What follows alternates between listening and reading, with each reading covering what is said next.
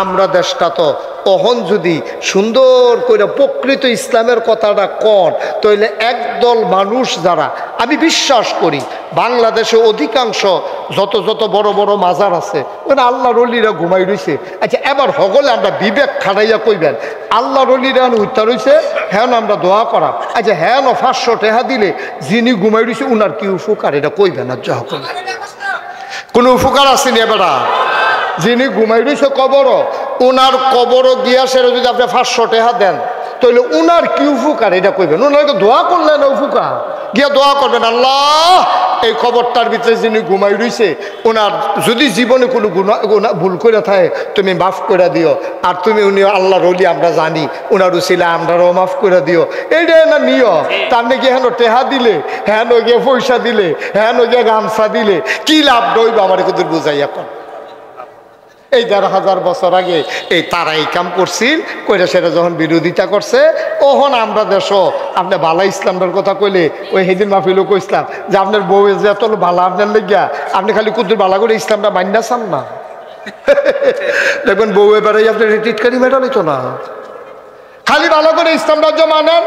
আপনি দাড়ি রাখেন না তো দাড়িটা রাখা চান আপনার বউয়ে কিতা কয় 5 ওয়াক্ত নামাজটা ধৈরা চান পায়জামা পাঞ্জাবি টুপিটা মাথার দিয়ে আমার দেখবেন আপনার বউ এবারে আপনার টিটকারি মারা শুরু করবো। আপনার শালিয়ে ফোন দিছে আপা দুলাভাই কই কি এর দুলাভাই তোরা দুলাভাই আছে শালিয়ে তো নাইয়া সিফা দিয়া লাইছে দুলাভাইয়ের কি তৈছে কত তোর দুলাভাই আছে তোরা তোরা যেই দুলাভাই পাইসলি গো এই দুলাভাই না কয় কিতা কয় তোর দুলাভাই দি হুজুর হয়ে গেছে গা এত নামাজ পড়ে দিকে বিলে হুজুর হয়ে গেছে গা এত দাড়ি রাখলো কেন হুজুর হয়ে গেছে গা দুলাভাই এ বিলে নাই। চিন্তা করছেন মুসলমান চিন্তা করছেন মুসলমান তো বেডিটাও তো মুসলমান যে বিডিয়ে তোর আর দুলাভাই নাই কইছে হেবিডি কি হিন্দু হেবিডি কি ইহুদি হেবিডি কি খ্রিস্টা হেবিডিও তো মুসলমান হইয়ে তো দুলাভাই নাই। এই সিহন কথাটি বাংলাদেশে কেউ কইতো না আমি যেটি কইতে আছি গ্যারান্টি ঠিক নি রে আমি বুঝাই না ভালো বুঝাইয়া বুঝান তো যে খানা দিতাম পারি তো যাবারা শক্ত ভাত খাইবা এবার কড়কুড়া ভাত যাবারা কম একটু নরম খায় এবার লেগে একটু যাও ভাত যাবারা একবারে ফারে না মাত্র দুধ ছাড়াইছে হ্যাঁ বেটাটা কামড়ে ডাইলের পানি দিয়া কচলন দিয়া বদনার ভিতরে বইটা নল দিয়া বুঝা যাওন লাগবো ওয়াজ জাতাজাতির কিচ্ছু নাই এখনো ঠিক কিনা কও। তাইলে আমরা মাজারও টেহা দিলে যদি মাজারের লোকটার উপকার হইতো কাম লাগলে জনে হগলে মিল্লা টেহা দিতাম ঠিক কিনা কও। কিন্তু দেওয়ান লাগবো কখনো দেওয়ান লাগবো যেই ফলাটার আব্বা নাই যেই ফলাটার আম্মা নাই তে যদি লেহাপড়া না করে স্মাগলার হইব তে ভাটফার হইব তে সিটার হইব তে ফ্যান্সি ডুল খুঁড়ইব তে ইয়াব্বা খাইব তে আঞ্জা দিয়ে গাঞ্জা খাইব ঠিক কিনা এই ফলাটারে তিনখানাত ভর্তি করাইয়া আমি যদি সামর্থ্য থাকে আমার ভাইয়ের যদি সামর্থ্য থাকে এবারের যদি সামর্থ্য থাকে এই তিনখানাত গিয়া করবো ভাই আমার আল্লাহ যা দিছে আলহামদুলিল্লাহ টাকা পয়সা কেড়ায় খাইব একটা এতিমরা মিলে হাফড়া করায় যত খরচ লাগে মাসে আমার তে নিবা এটা হইল কথা ঠিক কিনা সহজ কথা।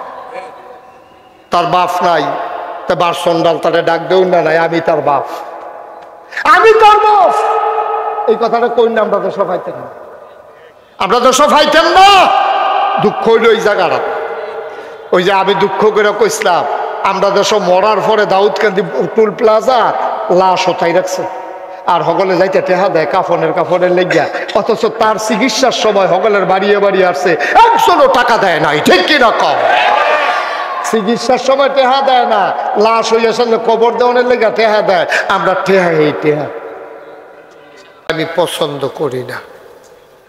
আর এটা মাহফিলের জন্য শোভাও পায় না। ওই যে পিছন দিক দিয়ে কয়জন মিটিং করতে আছে ওই যে একবারে ওয়ালের লগে যে 1 নাম্বার 2 নাম্বার ক্যামেরার কথা বলতেছি আপনাদের এই তিতাসের রায়হক দরবারের মাহফিল এখন আমেরিকা থেকে মানুষ দেখতেছে শুনতেছে এই ক্যামেরাগুলার উসিলা আপনারা যদি বন্ধ করে দেন তো যদি ফিলুইয়া ফানা করেন যে না আমেরিকাতে তারা হুনতো কিরে তৈলে বন্ধ করে লাউন যাইবে। এখন আপনাদের দেশের যারা বিদেশে আছে, বিভিন্ন দেশে, তোমরা বেয়াদবের মতো এভাবে কথা বলতেছো কেন বারবার? কে শিখাইছে এইসব? ভাল লাগলে শোনো, নাইলে উঠে চলে যাও। তোমাদেরকে কয়বার ইশারা দিছি আমি? পুরা মাহফিলটারে যে শেষ করে দিচ্ছ, এটা বুঝতেছো তোমরা? ক্যামেরা কি তোমাদের মাহফিলেই আসে? কয়টা ক্যামেরা আসছে এখানে? আমার অনেক মাহফিলে তো 100-র উপরে ক্যামেরা যায়, তো ওরা কি বন্ধ করে দেয়? এটা কোন ধরনের বেয়াদবি হলো বুঝলাম না। ক্যামেরাগুলো না হইলে এই সোশ্যাল মিডিয়ায় ওয়াজ যাবে কেমনে? এই মাহফিলটা রেকর্ড থাকবে, সারা জীবন মানুষ শুনবে। আমরা তোমরা একদিন থাকবো না, তো বারবার কথা বলতেছো একটা বিষয় নিয়ে, কি কারবার হইলো আমি তো কিছু বুঝলাম না। আপনারা সবাই এখান থেকে বসে পড়তে হবে, একজন লোকও দাঁড়িয়ে থাকা যাবে না। আমার ডাইনে বামে যারা আছেন সবাই সরতে হবে, শুধু মাইকম্যান একজন থাকবা, বাকি সবাই সরো। কথা বোঝেন নাই আপনারা? আপনি বুঝেন নাই? সরেন। আপনি এখানে বসলে আমাকে দেখবেন? আপনি এখানে বসতেছেন কেন নিচে? আপনাকে সামনে যেতে হবে, আমাকে দেখতে হলো। এই যাও, তুমি যাও, ক্যাপ যাও, মাথায় ক্যাপ দিয়ে রাখছো, যাও এখান থেকে সরো। আপনি এদিক থেকেও সরাই দেন সবাইকে, সবাই গিয়ে বসেন, পরিবেশ করেন মাহফিলটার। বছরে কি প্রত্যেক দিন এখানে মাহফিল হয় নাকি?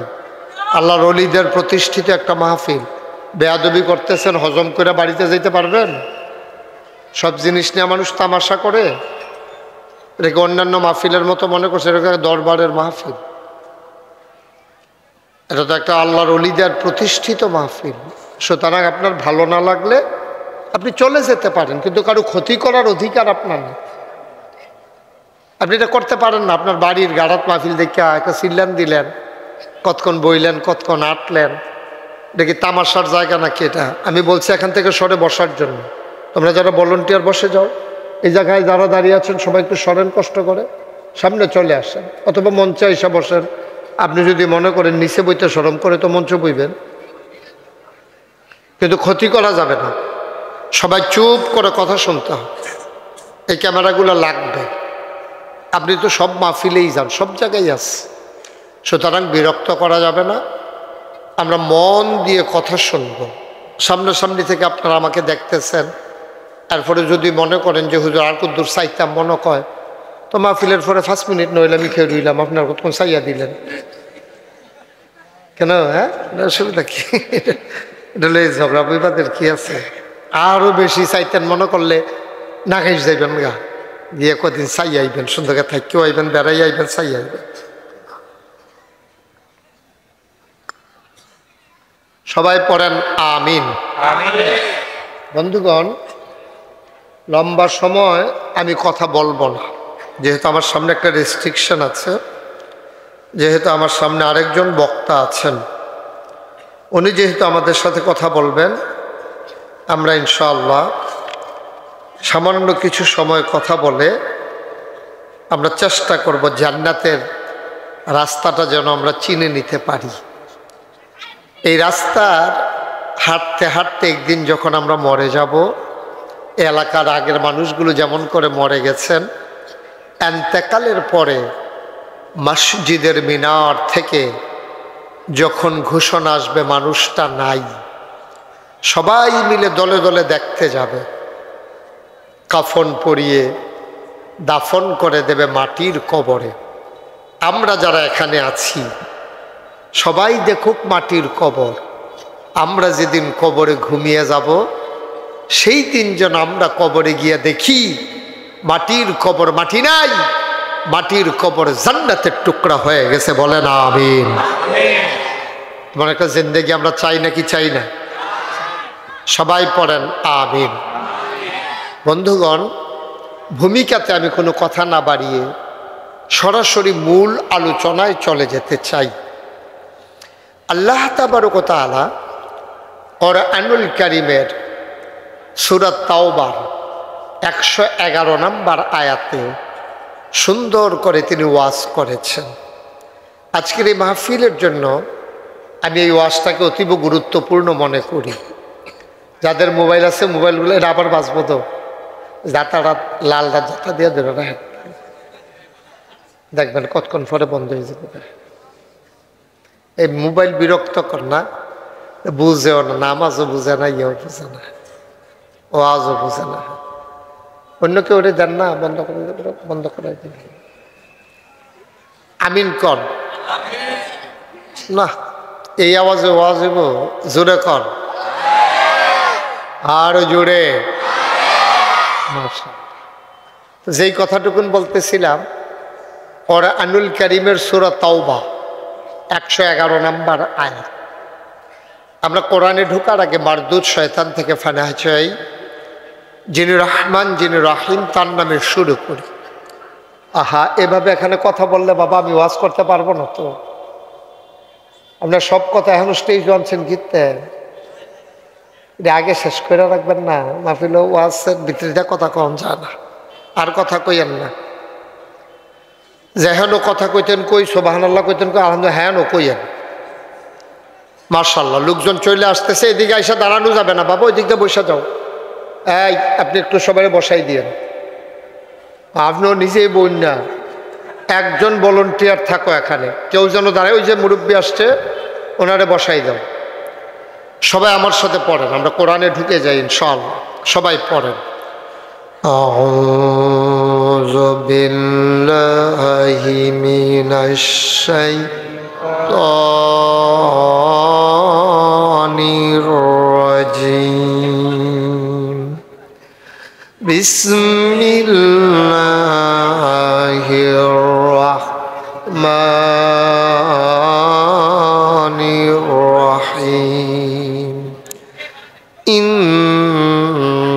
ইন্নাল্লাহা ইশতারা মিনাল মুমিনিনা আনফুসাহুম ওয়া আমওয়ালাহুম বিআন্না লাহুমুল জান্নাহ।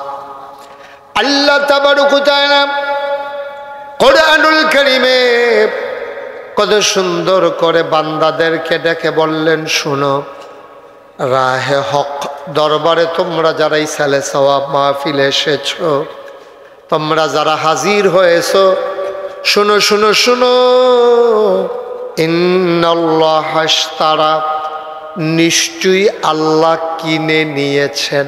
সুবহানাল্লাহ। দেখে আমার কথা না, আল্লাহর কথা। মোবাইলের লাইটটা বন্ধ করে দেন, এভাবে ধরে রেকর্ড হয় না তো। আপনি না নিজে শুনতে পারতেছেন না রেকর্ড হইতেছে, তো লাভ ভাও মেহনত করেন কিতে আজাইরা শহীদারি। আপনি কি ইচ্ছা করলে সমুদ্রের পানিটা বোতলে বইটা লাইতে পারবে? এখানে কত টান লাগাইও তো ওয়াজ বাদ জায়গায়, আর আপনি মনে করছে আমার আছে দইটারাই, আল্লাহ যা করে করবে। আন্তা ফাতলে কি বাসু হেগুল দিয়ে যাবে, আঙ্গাইটা সাউন্ড লাগতো না। কেউ মোবাইল ধরেন না, এই যে বাচ্চার মোবাইলটা নামাইতেন, মোবাইলটা নামো, মোবাইল ধরেন না, এমন করে না। সবাই কনা আমিন। খুব খেয়াল। হ্যাঁ, আল্লাহ বলছেন ইন্নাল্লাহা ইশতারা, নিশ্চয়ই আল্লাহ কিনে নিয়েছেন, মিনাল মুমিনিনা, মুমিনদের কাছ থেকে। মুমিন কারা?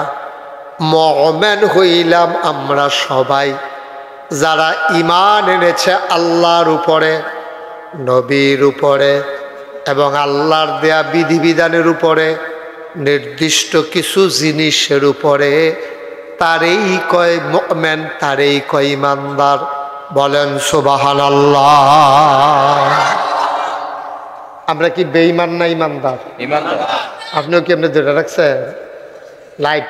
এটা কি এমনি লাইট হুমসে লাইট কইলে রাহন যায় লাগে এবার।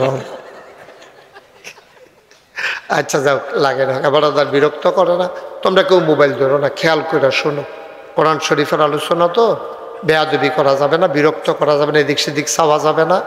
গভীর মনোযোগের সাথে আমরা কথা শুনবো। সুবহানাল্লাহ বলবেন না?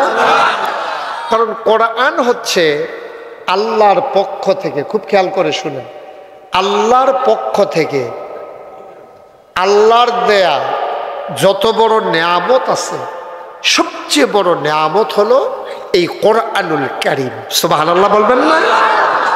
এর চাইতে বড় নেয়ামত আর নেই। এই কোরআন বিরাট বড় নিয়ামত। কারণ এই কোরআন যদি না থাকতো আমরা ছাগলের গোশত যেমনে খাই কুত্তার গোশত এমনি খাইলাম। কারণ কোরআন বলে দিয়েছে ছাগলের গোশত খাওয়া যাবে, কুত্তার গোশত খাওয়া যাবে না। দ্যাটস ওকে, ফাইন, সিদ্ধান্ত। বাবা কথা শুনো না, বেয়াদবি করো না, তাহলে তো ভাল লাগে না। একবার একটা সুন্দর করে বুঝাইয়া বলার পরে এরপরে এমন করলে আর ভাল লাগে না, তখন ধমক দিতে ইচ্ছে করে।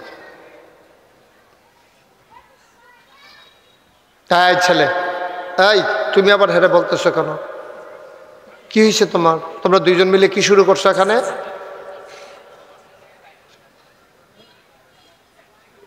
আমিন কন, জোরে কন। যারা আসছেন আইসেই বৈশা পড়ে, আলোচনা তো শুরু হয়ে গেছে। যারাই আসেন আইসা দ্রুত বৈশা যায়। কোরআন হচ্ছে আল্লাহর পক্ষ থেকে বিরাট বড় নিয়ামত। কোরআন যে মানবে, খুব খেয়াল করেন, গুরুত্বপূর্ণ কথা। মাইকটা আরেকটু কমাই দাও তো বাবা। কোরআন যে মানবে, এই বেশি আওয়াজটা বন্ধ করো। কোরআন যে মানবে, বুঝতেছো তুমি? সেই কোরআন আপনাকে ছাড়বে না। ওকে ফাইন, আর বেশি দরকার না, আমরা শুনলেই হইল। কোরআন যে মানবে, কোরআন তাকে ছাড়বে না। সুবহানাল্লাহ বলবেন না? আবার কোরআন যে মানবে না, কোরআন তাকেও ছাড়বে না। সুবহানাল্লাহ কয় না? তো এটা কি কথা হইল? এক কথা দুই রকম কথা না। কোরআন যে মানবে, কোরআন তাকে ছাড়বে না। আবার কোরআন যে মানবে না, কোরআন তাকেও ছাড়বে। বাবা একটু স্মুথ করে দাও আওয়াজটা, আমি মজা পাচ্ছি না আওয়াজে। তোমার মাইক কিন্তু অনেক ভালো মাইক, আমি কিন্তু মজা পাওয়া লাগবে কথা বইলা, আমি শান্তি পাওয়া লাগবে, না এটা তোমার মাইক ফাও গেছে। তুমি আস্তা গরু জব করে রাখছো, হ্যাঁ বেড়ায় গরু খায় না তো ফাও গেল না টেহারি। স্মুথ করে দাও আওয়াজটা, যেন আস্তেই করে মানুষের কানে পৌঁছে যায়। কেনকিনি দিলে মাইক ভালো না। তো কোরআন যে মানবে, কোরআন তাকে ছাড়বে না। কোরআন যে মানবে না, কোরআন তাকেও ছাড়বে না। তো এটা দুই রকম হয়ে গেল না কথাটা? তাহলে আমরা কিতা করতাম? কিতাও কোরআন যেত না। কোরআন যে মানবে, কোরআন তাকে ছাড়বে না মানে কি? মানে হচ্ছে কোরআন যে মানবে, কোরআন অনুযায়ী যে জীবন চালাবে, কিয়ামতের ময়দানে মানুষটাকে এই কোরআন জান্নাতে না নিয়ে ছাড়বে না। বলেন সুবহানাল্লাহ।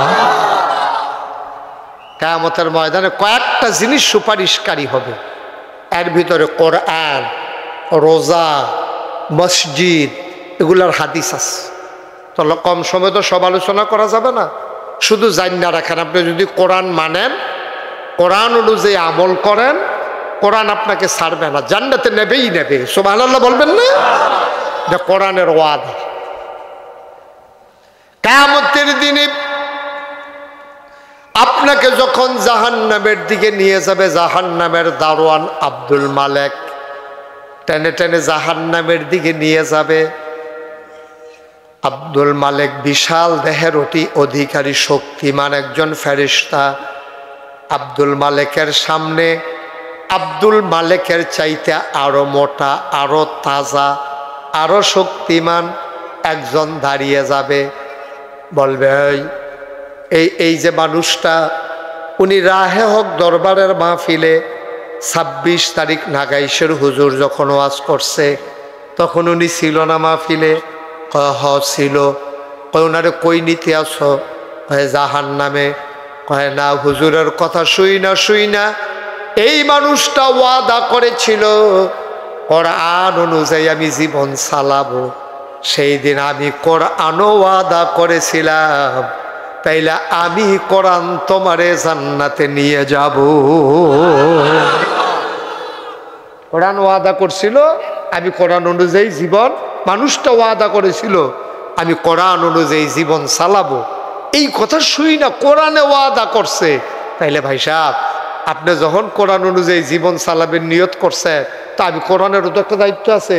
তা আমি কোরআনে ওয়াদা করতে আসি, আপনি যদি আপনার কথা ঠিক থাকে, আমিও আমার কথা ঠিক, আমিও আপনার কিয়ামতের ময়দান থেকে জান্নাতে নিয়ে যাব। সুবহানাল্লাহ বলবেন? আপনার কথা ঠিক থেকে আমিও আমার কথা ঠিক তাহাম। আর আপনি যদি কথা লড়সড় হইয়া যাই গা পাগড়ি ধরে ধরে তবা করতে আসেন, আমি আর জীবনে গোনা করতাম না, লা ইলাহা ইল্লাল্লাহু মুহাম্মাদুর রাসূলুল্লাহ কান্দা কাইটা গাড়াত গেছে পরে এবার কি হয়েছে মোবাইল টোবাইল বন্ধ করে কার আমি না মাহফিল আমি দি কিস্তির টেহা লইয়া ঘুরতে আসি।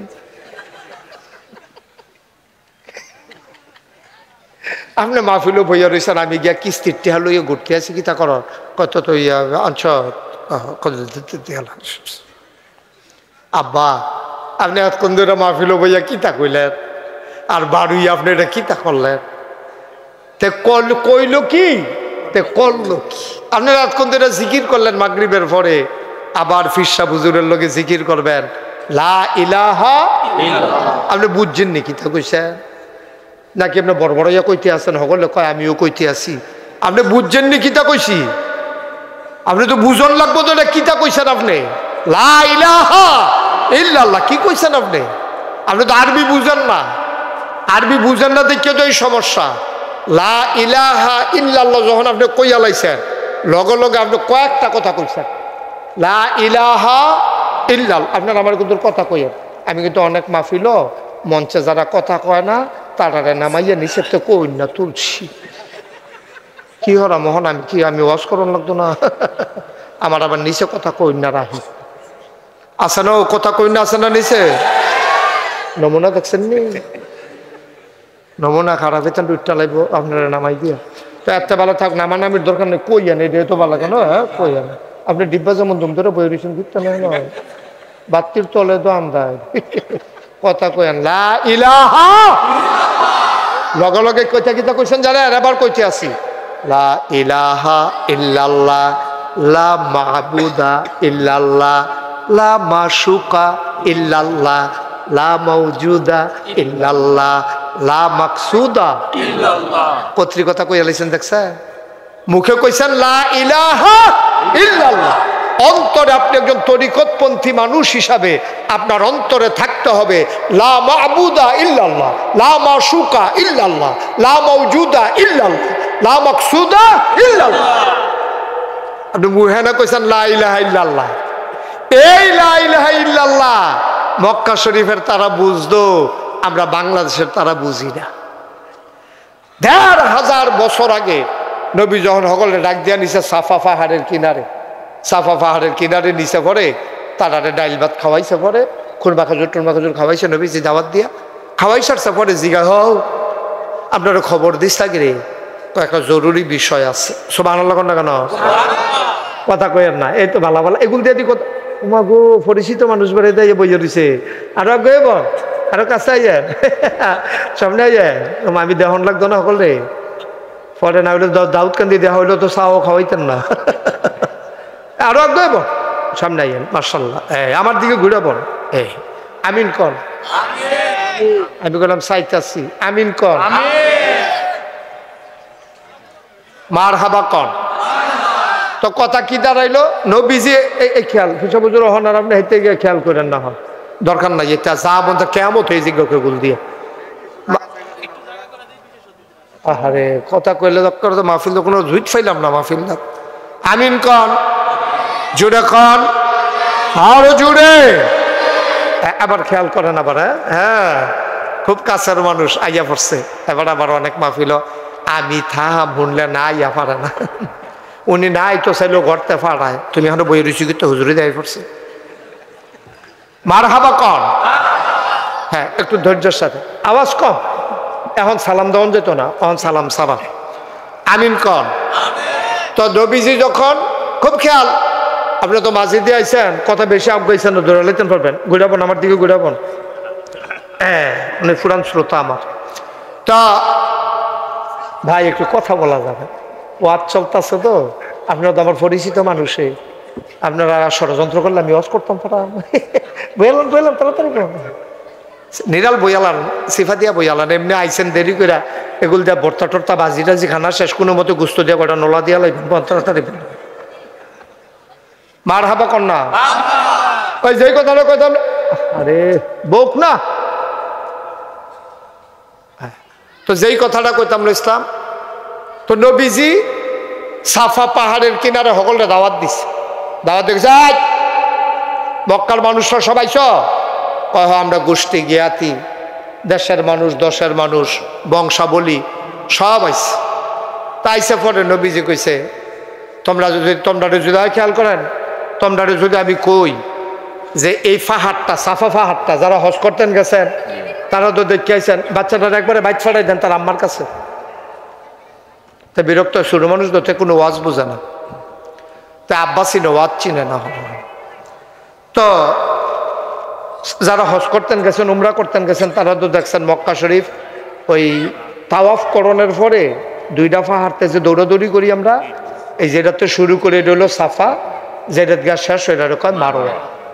তো সাফা পাহাড়ের কিনারও ১,৫০০ বছর আগে নবীজি দেশের মানুষরে হজরত আলী ওনার চাচাতো ভাই ওনার ঘরে থাকতো, ওনারে দিয়া কইছে সবাই রাখ দিয়া আমার জরুরি কথা আছে।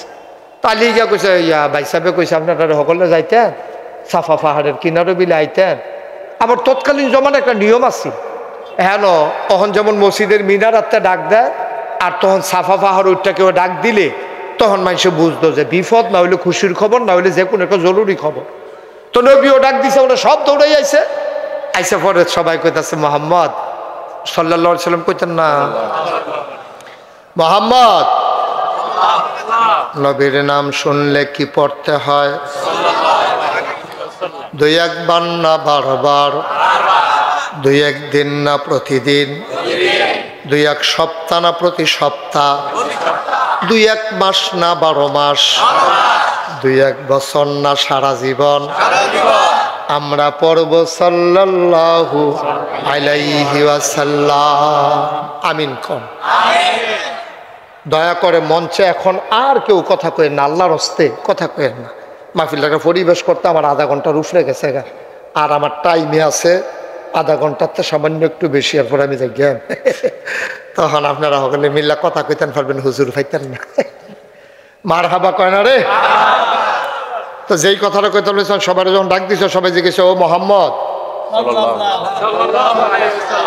নবীর আদর করে তারা আলামিন ডাকতো, সাদেক ডাকতো, সত্যবাদী। আমরা যেমন আদর করে জিভুতর অনেক তান ডাকে না, টুনটুনি, ময়না, টিয়া, কৈতর, কুতকুতি, কতক্ষণ কয় না এটা এরকম। নবীজিরে হগলে মিললে আদর করে আল আমিন ডাকতো।